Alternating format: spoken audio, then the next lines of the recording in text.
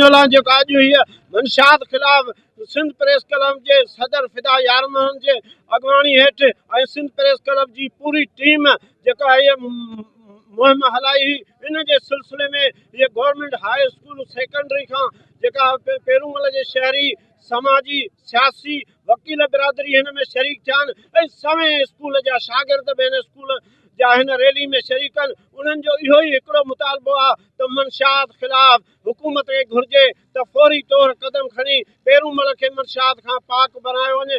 अचो त आयल हिन अॻवाननि खां पुछूं त हिन जो छा चवणु। पंहिंजे ॿारनि खे ॾिस, इंसान जो माइट जो फर्ज़ु आहे त पंहिंजे औलाद खे तरबियत ॾे, ग़लति कमु कंहिंखे न करणु, रोके हुनखे।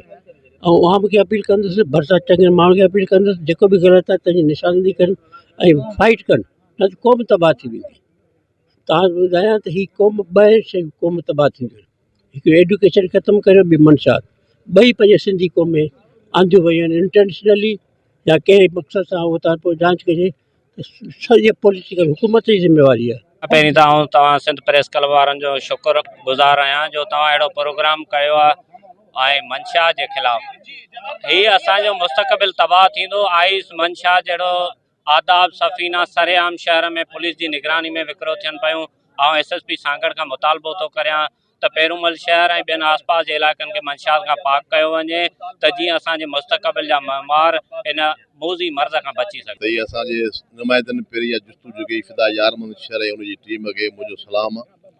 ॿी ॻाल्हि त हिन में पंहिंजा सभु सियासी समाजी वर्कर हिंदू बिरादरी ग़रीब ज़मींदार अमीर सभु हिते पाण इकट्ठा थिया आहियूं। वकील बिरादरी अलहमदिल्ला अल्लाह जे हुकुम सां मंशात जे ख़िलाफ़ जे लाइ हीअ मंशात जेको आहे हिकिड़ो नासूर आहे। असांजा नसुल ते तबाह थी विया आहिनि। पंहिंजे शागिर्द बि असां सां गॾु आहिनि, तबीब हकीम डॉक्टर दानिश्वर लिखत सभु गॾु आहियूं, सभु ॿाहिरि हिते जा असां गॾु आहियूं।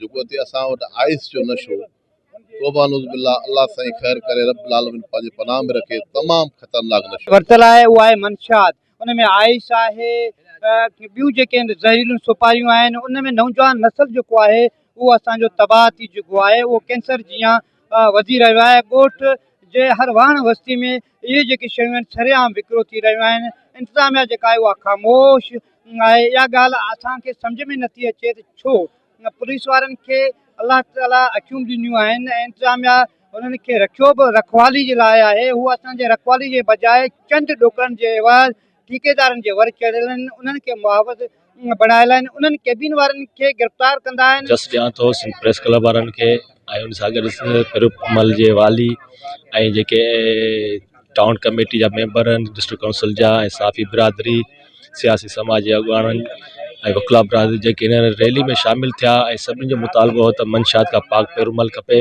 सांगड़ खपे। त अॼु ॾिठो त नंढा ॿार स्कूल जा ॿार टीचर सभु गॾु थी विया ऐं सभिनी जो ई मुतालबो हो त जेके ज़हर जेको कैंसर खां वधीक ज़हर आहे असांजे नस्ल खे तबाह करे रहियो आहे, उनखे बंदि कयो वञे।